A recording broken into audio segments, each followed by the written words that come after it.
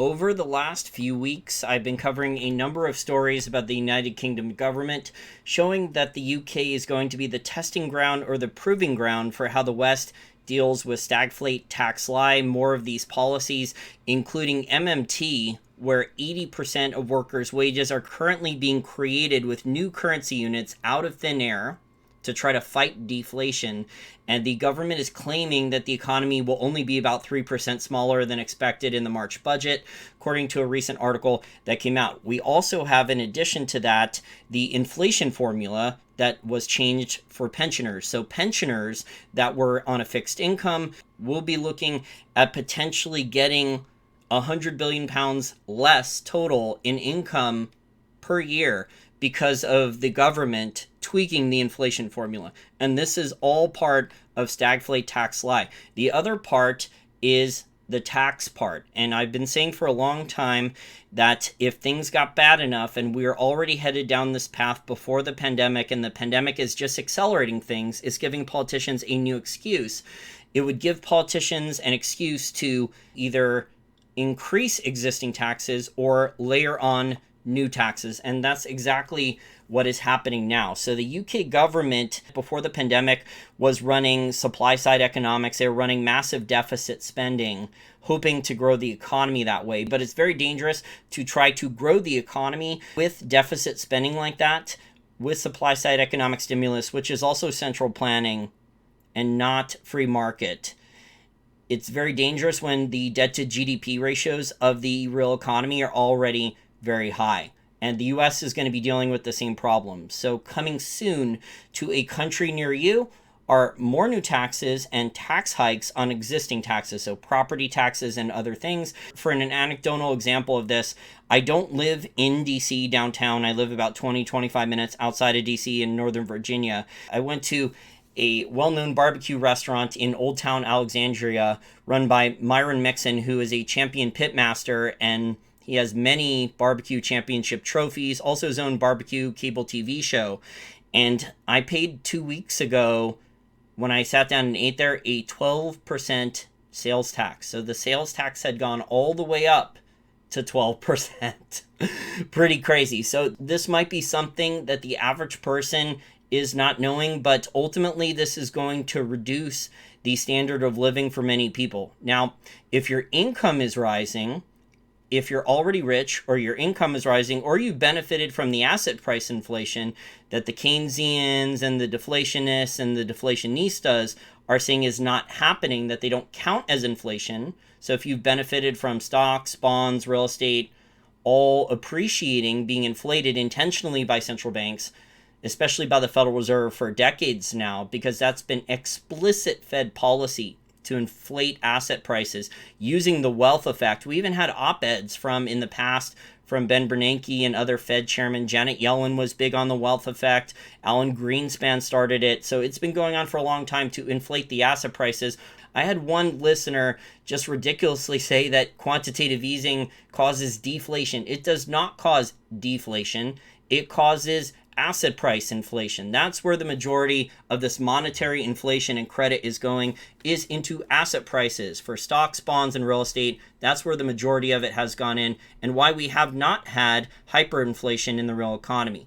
Because the majority of the monetary inflation that was created by the US was either exported out of the US, other countries were running dollar pegs and they devalued their own currency against the dollar, and they imported the inflation and then exported it back to us eventually in shrinkflation and stagflation on goods the US imports, or it went into asset price inflation, which is the preferred destination of this inflation. All that M2 rising, all that currency and credit, asset prices are the preferred destination, because then government gets a double tax. Government inflates asset prices in nominal value and then gets to take even more after they've done the inflation in capital gains taxes when you've sold your stocks, bonds, and real estate for a much larger nominal profit. And this is why you've seen people who've not put a dime into their houses that owned a really old shoddy house for 20, 30, 40, maybe even 50 years. And these houses, even though they're basically teardowns, maybe a starter family, a starter couple who just got married and they're going to start having kids, maybe that's the only home that they could afford. And that's why you've seen the property values on those things go up so much, is because of currency devaluation, inflation being focused mostly on asset prices, especially stocks, bonds, and real estate. It has been explicit Fed policy for decades now, at least 2 decades, probably longer than that, to inflate the stock market, the bond market, and the real estate markets. So the UK government is not going to be the only government that is thinking about increasing taxes during a pandemic. This was going to happen regardless of whether or not there was a pandemic. But the cash flow problem in the real economy that I've talked about only exacerbates a debt problem, because there is not the cash flow that was available at all levels of society before the pandemic. They could at least pretend before the pandemic that there was cash flow coming in from government tax revenues, from corporations, small businesses, individuals to service debt.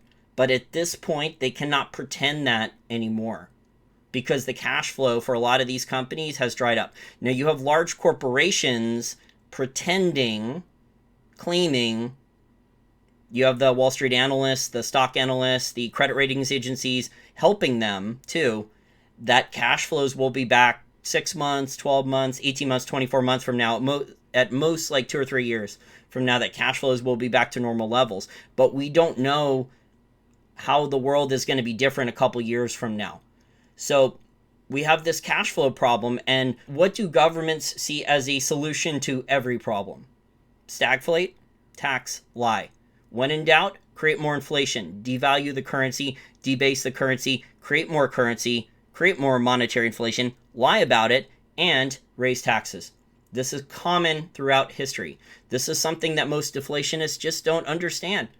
I don't know where they're bringing this up, saying that QE is deflationary.